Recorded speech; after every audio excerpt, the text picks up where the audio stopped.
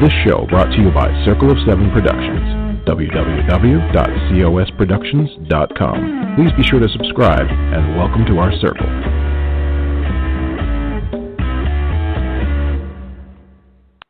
Well, hello, everybody. It is Readers Entertainment Radio, and this is Patricia W. Fisher, and it is March 5th.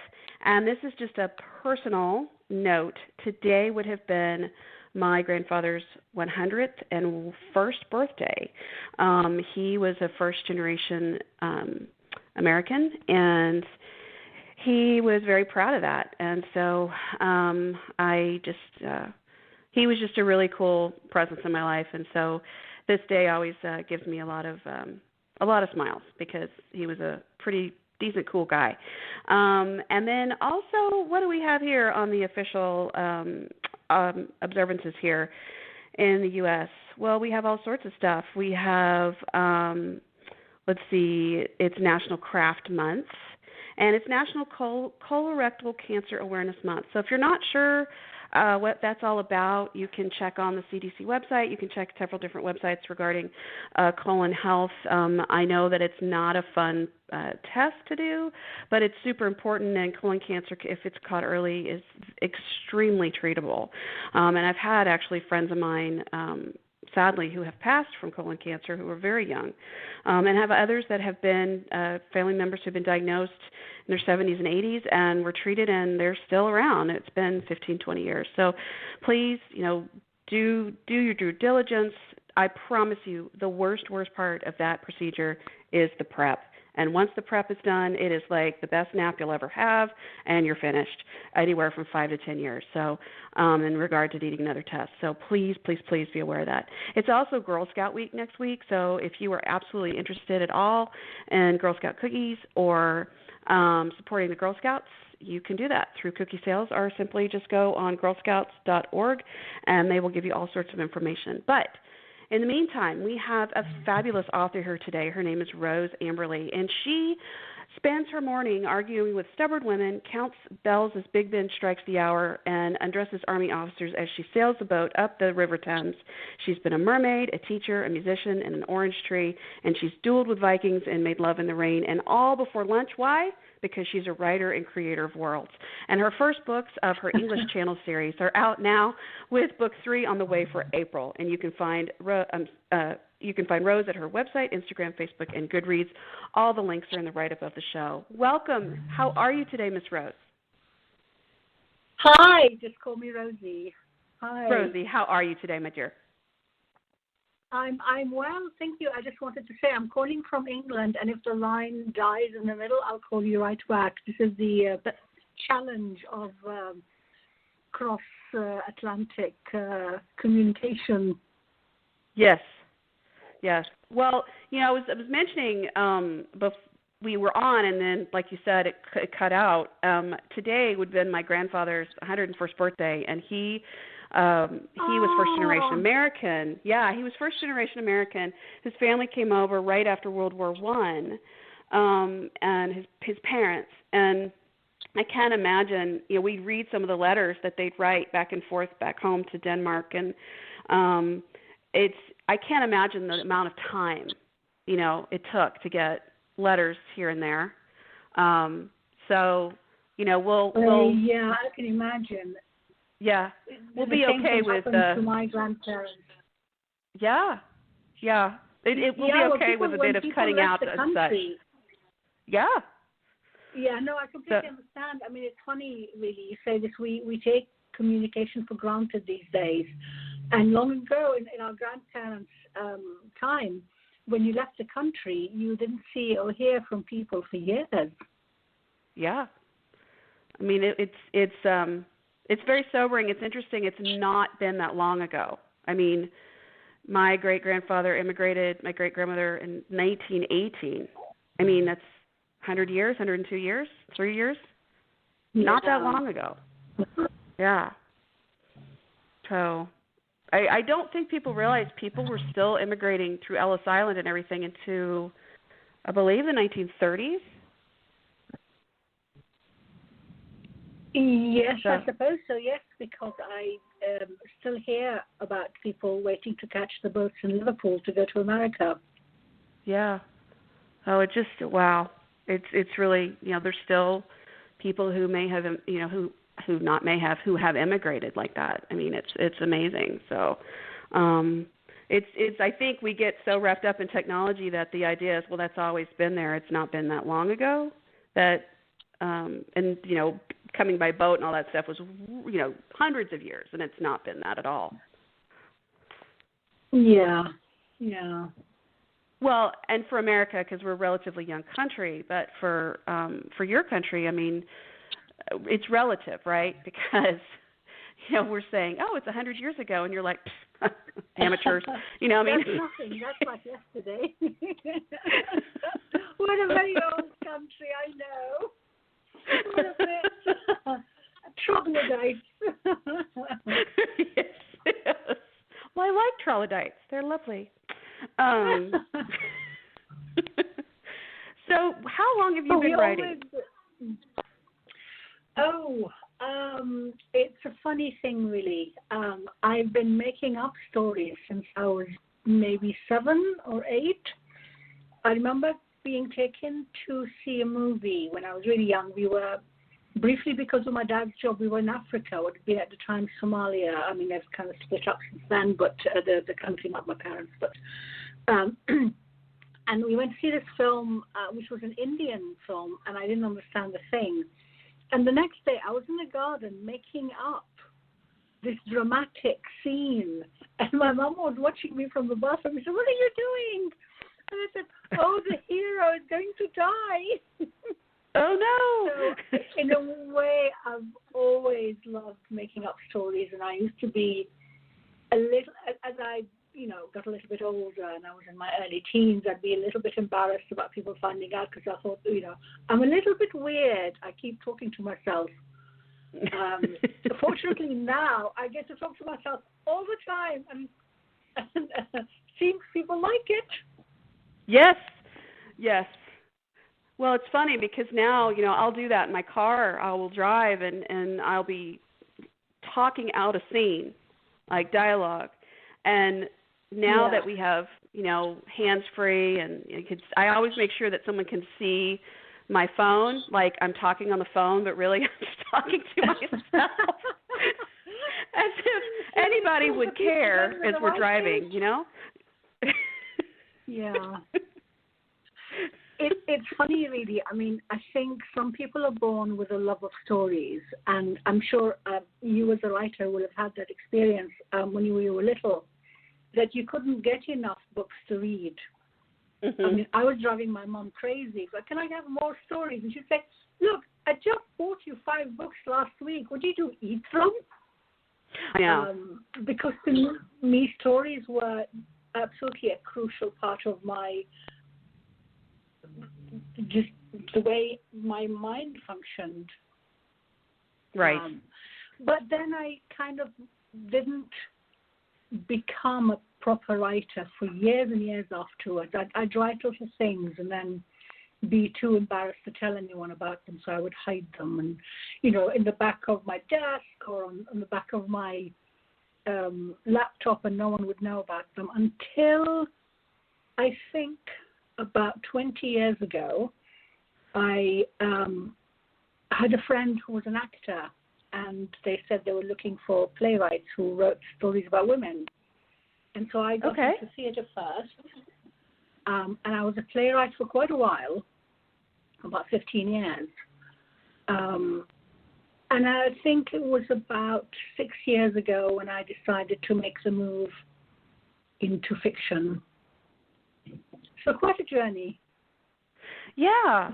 Well, I mean, were you self-taught in regard to writing plays? Because that's a whole different format from even screenwriting versus short stories. I mean, did you teach yourself? Had you had proper training? How did you do that? It's a funny thing. No, initially I hadn't had any training at all. Sometimes I think I've seen a lot of plays and I've read a lot of plays. I'm one of those people, there are not many, who can actually read a play script and make sense out of it, because it's just pure dialogue. There's no description at all. So I think the first couple of things I wrote weren't based on any kind of training. Eventually, I actually did a directing course because I wanted to understand how the medium worked that I was writing for. Right. And then you learn from experience. I mean, when you work with actors and directors, they will tell you what's expected. They'll say things like, you don't need to really say this because the actor will just show it. Sure. So you learn to write very sparsely, literally a minimum of words. I remember one guy telling me, think that every word you put on the page is going to cost you £5. So don't put it down unless it's essential. Wow. And of course, when you come to fiction, it's a very different thing because you have to give a description. You have to explain how, when people are talking, their facial features, their tone of voice, he asked, he said, he demanded, all of that stuff. And I when I made the move, I wasn't used to this. So right. People will tell me, we don't know where your characters are. They could be in outer space. It's obvious. No, it's not obvious. Right. So it was quite a challenge. Well, I would think, too, that reading those scripts would help a lot because it's just like anybody wanting to study. You're studying the work. Yes, you get a feel. I mean, I think almost all readers who read a lot will have an innate sense of what works and what doesn't work. They may not have the desire to create it themselves, but they can tell when something is not very good. And they might not have the terminology for why there's something wrong with this, but they'll have a sense that you're not connecting to the work properly. And I think that's how all works of art really work. You don't have to be an expert. I actually don't buy into this, everybody needs to have degrees and PhDs before they can comment on whether it's a film or a novel or a poem or an orchestra. Right. I think when something is good, it touches you. And if it doesn't touch you, then either it's not meant for you or it's rubbish. Right. Right. Yeah, I mean, people like Steven Spielberg didn't finish. I'm being rude here, and I'm not being diplomatic, but there you go.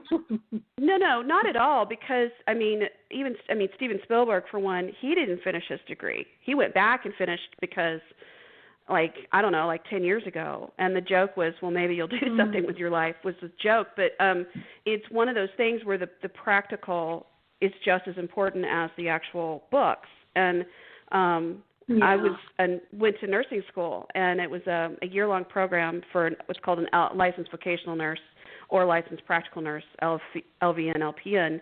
And my goal was to eventually, stair-step into being an RN and possibly nurse practitioner at some point. But this got me in the door, and I remember those first 6 months studying and studying and studying. And then I became a nurse's aide about 6 months in, and I learned just as much or more practical as with the books. And so, I think that back and forth, that good blend of, getting the basics and then being able to use the basics are essential. You must have seen a lot of stories as part of your nursing work, because that's life at the sharp end, isn't it? Yeah, it is. Yeah. And I actually, include some of it. And it's funny because people, they joke about different stuff and, that would never happen. But, honestly, truth is stranger than fiction, which I'm sure you found as well in playwriting and acting and the whole theater world. It's truth is stranger than fiction. Yes. You often hear things like, you couldn't make this up. Right. And I've worked as a addiction counselor and not quite a therapist, but kind of a mentor. And some of the stories you hear, I would not be able to put in a book because no one would believe them. Right. There's this one girl who told me about how she sold her house and she borrowed money and everything to try and help her boyfriend, do this project of his. And, he was cheating on her and not even calling her back. And you think no one would do that. But the truth is actually people behave in ways that are really complex. And when you're dealing with people who have suffered, it makes you realize that there's so much we don't know. And yes, not films and not novels and not anything would even touch the sides. Right. And it's just and sometimes I would think too those kinds of moments in getting into a character's psyche, especially no matter the format, is definitely a challenge for any really good author. Yes, but if you love it, then it's great. Yes. Oh, for sure. For sure. So tell me about, you've got your English Channel series. So tell me, you've been playwriting, you've been doing all this. Now, what was the catalyst to make you say, okay, now I'm going to write this series? Okay, I'll tell you, but you must promise not to laugh. I will not laugh. I was actually I was in the middle of writing this play I'd been commissioned to do, and it was about Middle Eastern politics, of all things. This was about 6 years ago, 2015, and it was, there was the whole war in Syria stuff, and I was having to do research. And when you get on the internet and you're doing research and you get down a rabbit hole and you come out somewhere totally different, and I came on this description of an island in the English Channel, which I'd never heard of. It's a tiny, tiny island, and they said basically, in this island, they don't allow cars at all. They don't even allow street lights at night because they have this thing where they don't want any light pollution so you can see the stars. And they have a certificate from some international dark sky body that says that they have absolutely no light pollution. And the entire island basically is pedestrian, and it's owned and governed by this one, it's like a feudal lord, really. And it was such a surprising thing. So I looked it up, and it was so beautiful. The pictures of it were so pretty. And I remember thinking, I would love to write something that's based there. Never mind the Middle East. I want to do this one. And you realize that actually, because it's so visual, this is not something that will lend itself to theatre. It needs more description. Mm-hmm. And I had this idea in my head always, for years and years, about a woman whose horrible husband tells her she's ugly, and tells her it's her fault that he's cheating. And then on the same day, she reads a newspaper vacancy advert for a job, and it says applicants must not be attractive. And she thinks, well, since I'm ugly, I'll apply. And it was just this kernel of idea. And I put the two together, and I thought, what if she applied for a job and she got to go to this really gorgeous island? And it totally, the whole idea just took hold of me, and it wouldn't let go. For about 6-7 months, it was bouncing around in my head. And eventually I sat down and I began to write it. And literally, you've heard this expression before, things changed and the rest is history. That's exactly how it was. It was like I opened the door, walked through, and I was in a different place. And I never looked back. Wow. There was a I think what island is this called again? The actual island? Well, the real place, it's called Sark. I actually changed the name a little bit because, when in fiction, you're talking about a real place and you're talking about the guy who runs the place, and so you don't want to then be sued. So, so I called it Lacanet. Okay. And I think I remember seeing. Yeah, I think I remember seeing pictures or something of it several years ago. But there was actually a show in the United States, what was it? I want to say, 10 years ago, and it was called Ugly Betty. And it was actually based on a telenovela. It wasn't based, but I mean, it had a telenovela qualities to it and such, and it was delightful and fun. But it was about a magazine Mongol. He had all this stuff, and his son he put in basically charge of one of the magazines just to kind of keep him out of trouble, and the guy just couldn't basically keep it in his pants. And so what happened was the dad hires an ugly assistant, so the son will actually get work done. And it's this whole process of, like you're saying, the self-discovery and realizing you're far more than you think you are. And it was a cool journey. So I'm loving the whole, discovering your strengths and your beauty line. That's always a cool story. Yeah. I think this is why I've chosen to write in the particular niche that I write in, which, romance is a really wide genre, and what I particularly like writing about is women discovering themselves. Yes, we want her to get the guy, but we want her to get it right for herself first, because I think if you're not strong enough, if you don't respect yourself, you can't ask other people to respect you. If you don't love yourself enough, you can't expect anyone else to love you. Other people don't replace how you should treat yourself. And so for me, all of my stories are about women who actually, it's their journey, and it's making a wonderful life for themselves and growing through the journey of the story. Mhm. Oh yeah.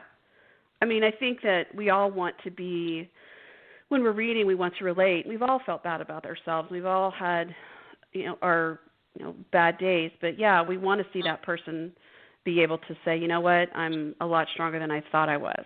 I mean, and I love those exactly. journeys. Yeah. Yeah, and I think we, particularly as women, we've not been encouraged to think of ourselves as strong. We've been a lot of time, a lot less now, thank God. When you look back at what used to be published, 30, 40 years ago, it was all about her being helpless, and the guy would be, masterful and a little bit rude, and he would rescue her and fix her. Mm-hmm. And now, thank God, things have changed a little bit, and we are beginning to understand. Actually, we are, in fact, the stronger sex. We are the more resilient. We're more able to survive. But what we still don't have enough of is confidence. We are so easily undermined. Just someone has to tell us. I mean, this is like my first story where the guy says to her, "You're fat and ugly," and that's it. She believes it for quite a while. It totally takes the wind out of her. Mm-hmm. And I can't tell you how many times I've heard women say that to me. I can't do this, or I don't look right doing that, or people will think me a bitch, or people will think me, not very nice. So I think it's important to celebrate a woman's journey of discovery. And I think also a woman's ability to laugh at the world and laugh at herself and not take things too seriously. I like a touch of romantic comedy, don't you? Oh, very much. It's hopeful. I know that a lot of people kind of, I've heard a lot of different comments about people joking about Hallmark movies and such. And yes, we're watching it because we know we want the happily ever after, and we know we want, light conflict, because the world can be heavy. But there's nothing wrong with wanting hope. It's just why wouldn't you? Nothing. Why wouldn't you? Nothing want at all. It? And there's enough misery when you turn on the radio. We're not pretending. Yeah. Look, there are so many men who will read science fiction And of course, they don't believe that aliens are going to invade the Earth and they're going to have to defend it from attacking the White House. We know that that's, fiction. It's a bit of escapism, and there's nothing wrong with creating something beautiful. I think romance gets a really bad reputation, doesn't get enough respect. Right. And it's not fair, because it's actually, having been writing for a long time, I tell you, it's one of the hardest things to write. Because if you write any other kind of fiction, you have an open-ended ending. You don't know, you can go anyway. With a romance, you can't. There's no mystery there. The girl's going to get the guy at the end, and they're going to live happily ever after. So in order to keep someone turning pages, when they know in advance how it's going to end, that takes quite a bit of skill to keep them engaged, to keep their heart in the reading. Otherwise, why would they read? Right, and it has to make sense. Right, and it has to make sense. It can't be, well, we'll just throw them together because that's the easiest thing to do. I mean, we have to know why these two people would want to be together and why, these things happen in their lives and what makes sense. And, I mean, yeah, it's definitely, the human psyche is difficult. And it doesn't matter whether it's on a Harlequin level sweet romance or it's hot and heavy. It's got to make sense. Yes, absolutely. I completely agree with you. Yeah. And as you say, human attraction is complicated, and there are different reasons for why. My mum used to say, every cracked cup has its saucer, and it just means, you can't say everyone has to be like that for them to be able to fall in love. Actually, what attracts people to other people is such an individual thing. There is a movie. Have you seen the movie Coco? No, I haven't. I've heard of it. I've heard it mentioned. Yes. And it's on my list now. There is a beautiful, so it's based, it's called Coco because the great-grandmother's name is Coco. And it talks about the Day of the Dead, and Mexico has these beautiful ceremonies where, those that have gone before us can come back over, and we can, we put the ofrendas out, and we have food, and it's a celebration. And so it talks about this gentleman who can't cross over because there's no picture on the ofrenda, and he keeps wanting to come back because his daughter now, who's the great-grandmother, she's forgetting him, and if you're forgotten completely, you go to the final death. And so the grandson gets all mixed up in everything, but there's this song that the great-grandfather sings, and it's talking about everyone knows Juanita, and it's saying her eyes are different color and her chin sticks out and her legs. It's like talking about her legs are bowed and she's got this raggedy hair and everything. And you're thinking, oh, this is not a nice song. And then at the very last line, it's, and if I weren't so ugly, you'd possibly give me a chance. And you're like, so he's singing a love song. Everyone's thinking, he's making fun, and he's actually singing about someone he's enamored with.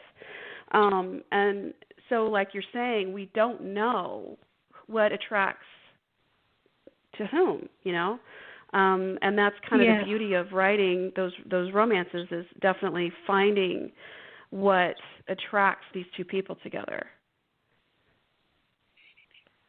Yes, and it is. It's a lovely journey of discovery. I mean, you were asking me what made me write what I do.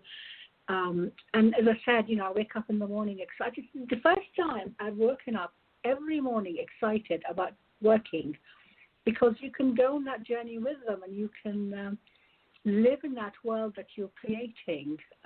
Yes. I think we were saying this some time ago. In my second story, it's based on this fashion designer who designs wedding dresses, and having to do the research and look into the different kinds of fabric and how their designs and the different ideas. It was the most fun, I tell you. I have never had so much fun researching a book as I did earlier this year, because it is just, last year I should say now, it was in the middle of the pandemic. We weren't doing anything. We were locked in the house. I don't know if you had the same in Texas where you are, but in London we were on lockdown, so we weren't allowed out of the house except once to go for a walk for 20 minutes, and then we had to come back. Well, we weren't that severe lockdown. Our political officials tended to downplay it and have actually just recently taken the mask mandate away when our numbers are still high. So needless to say, people are freaking out and angry. But no, we did not have it that way just because our representatives don't want to talk about it. So it's fun. So a lot of us are staying home for the sake of health and sanity. It's really difficult because, I know. And it's easier for those of us who work from home anyway and who work online and who can invent stories and travel in our heads. But for a lot of people I know, it was very difficult. And people who live in small flats with, no balcony and 2 toddlers, oh my God, I'm sure it was hell for them. Yeah. But as I said, I got to go online and research wedding dresses from across the world. It was so much fun. And then I got to create this dress and think of how I could make it really pretty and how I'd make it relevant. Because I think I've always had this idea that a wedding dress has got to be a really personal thing. It's like dating. You can't go and buy something off the shelf. It has to match the personality of the bride and the personality of the life they want to have together. Right. And so it was so much fun having to kind of think of what did my character, who's a designer, trying to learn enough about the woman she's making a dress for, who says, I don't want to wear couture. I don't, we've got money. We can buy the most expensive dress in the world. And I don't want to because that's not me. I don't want to walk down the aisle looking like every other bride. Right. And so then she comes up with this idea where she can make something that feels like her. And I think if you can do that for a job, if you can invent things like that in your head, I think it's one of the best jobs in the world. Oh, for sure. I mean, what were some of the things that surprised you about wedding dresses when you were looking at materials or designs? Or, was there certain themes that you saw in different countries or different cultures that was just, this absolutely has to happen versus this is something unique? What did you see? Yeah, for example, in India, the wedding sari is normally red, particularly in certain parts of the country. It's not white. The whole white dress is a Western thing. In fact, in some cultures, white is a funeral color. And I think once you break out of this box of it has to be white, it has to have a veil, you start to discover, like in Africa, again, it's like a lot of fabric, like the woman is wrapped in a lot of fabric and it's very bright colors. Yes. And then the jewelry that goes with it. But also even in Western designs, you realize things, for example, about how a dress is made, that before you make the dress, you make a dummy dress out of like a cheap fabric, because you can't tell how it will hang on the bride's body until she actually wears it. You can draw as many pictures as you like. Until she wears it and moves around in it, you can't tell whether, the cut can be just slightly different and it will make her bottom look bigger or smaller, or makes her feel like she's swaying as she walks, or she's being stiff and uncomfortable. One of the things that I actually quite liked, and I ended up using it, is that you can hand paint you can create a dress in different layers, and then you can hand paint little things on the different layers. So then when the bride walks and the layers kind of, the cloth shifts and moves, it looks like she's walking in a field and these flowers are kind of flying around her feet. Wow. And it was interesting to discover how you can create that effect. Huh. I just, and I watched my Crazy Rich Asians like a lot of people, and I remember there's the scene in the wedding where the water comes up, and she's walking through. It looks like, a marsh, and they have the fireflies, lights, and everything. And I'm sitting there the whole time thinking, but her dress is wet, but this is, but then she had a whole other outfit for the reception, and you had a whole other outfit for this. And so it's that idea of, but it's just one dress, and it's not. I mean, it depends on the wedding you want, correct? Oh, yeah. And that's another thing in India. It's actually a 7-day wedding. And so they have several outfits, the main ceremony, and then there's the big dinner reception, and then the next day, and the day after, and the day after, and the day after that. And you think, actually, yeah, that's how it should be, because all this preparation and stress, here, there's no bride that gets married. I mean, I got married, I think we decided, and we got engaged, and then got married 6 weeks later, and the only slot that was available at the town hall was at 9:15 in the morning, and said, that's it, that's when we're doing it. And in fact, we'll have a wedding breakfast, which really will be breakfast. But for most people, they're planning it for a year and a half. And you think all this planning and hard work, and then it's over in a day, and it's so stressful that actually you don't feel it and you don't enjoy it because you're worried about all the details. No, let's have it for a whole week so you could really feel it. Right, and then that gives opportunity. My understanding, I have friends from Mexico and I have friends, from all over the world, and they've talked about it. So a friend of mine in Mexico, they had like a pre rehearsal dinner, and then you have the rehearsal dinner, then you have the reception, then you have the breakfast. To me, it's just like layer and layers, because all these people have come from all these different places to celebrate with you. So you have this very long celebration because people spend their time coming. And you have opportunities for different people in your family to, I will take care of this breakfast and I will take care of this part of the reception. And it's like this huge effort, within your family, your community, that you're doing this.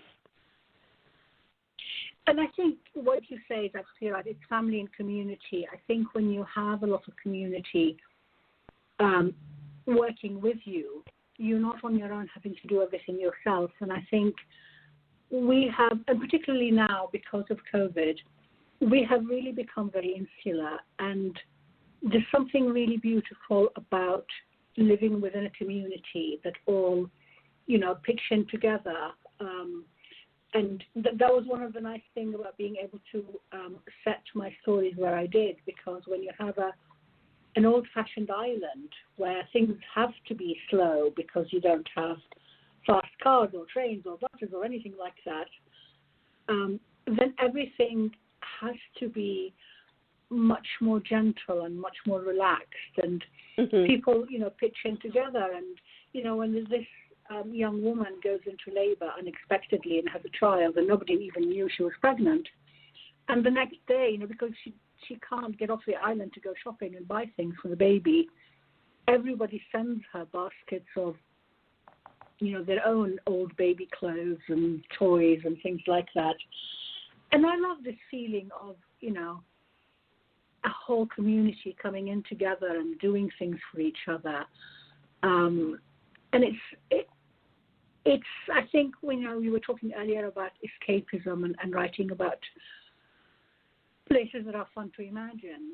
I think we all want to feel a sense of love, not just with the person we fall in love with, but with the entire world we live in, the community we live in. And I think if you can imagine such a place, you start to think, I want to go there. And actually one of my one of my readers wrote me an email. She said, please tell me this is a real place. I'd like to go and visit it. And I thought, yes, me too, me too. You know, when you were talking about people being generous and helping in the community, I don't know if you've seen the play Come From Away or heard about it. No. So I ended up getting, my family and I ended up getting tickets through some friends that couldn't go last minute, and it was a Broadway play. It won tons of awards. It was in the West End, and it's about this island let me make sure I say it. It's Gander in Newfoundland, and it was 9/11, oh, yeah. and all the planes were grounded. And so Gander used to be a huge hub when people could only fly for so long from, Europe and then obviously the other way. And so they just started grounding all these flights that were heading into the United States. And this airport, who usually now only had like 10 flights a day, had 37 planes grounded. And the people were on the flights, sitting on the planes for almost 24 hours. They weren't telling them anything. The town has 10,000 people, and basically they opened up their homes, their stores, their schools, their everything. They made cots and they fed them and never asked for a dime. And it's all these different. It's about 20 people that play all of these characters in town. They just change, like they put a vest on, or they take a vest off, put a jacket, and it's this beautiful, seamless change on stage. And it talks about just taking care of each other in this crisis. Yes. And they're actually going to make, like Hamilton did for Disney. They recorded everything with the original cast before everybody started going different directions. Well, they're going to come back and do one of those for Come From Away. So people who can't necessarily get to the play or the theater at some point or ever, they can see it on TV. But it's a beautiful, beautiful story. And then they had people from all over. They had people coming in from Africa, flights in Germany and Paris and everywhere. And when they left, everybody left after like a week or so. They went to the town hall, and there was a comments box, and people had gone in and shoved money in these boxes so people could replenish their store stock and their, and they were just going into the stores and getting baby, diapers and clothes and feminine products, and just everything, and never charged a dime. So it was just like you're talking about, that community feeling. People can do it.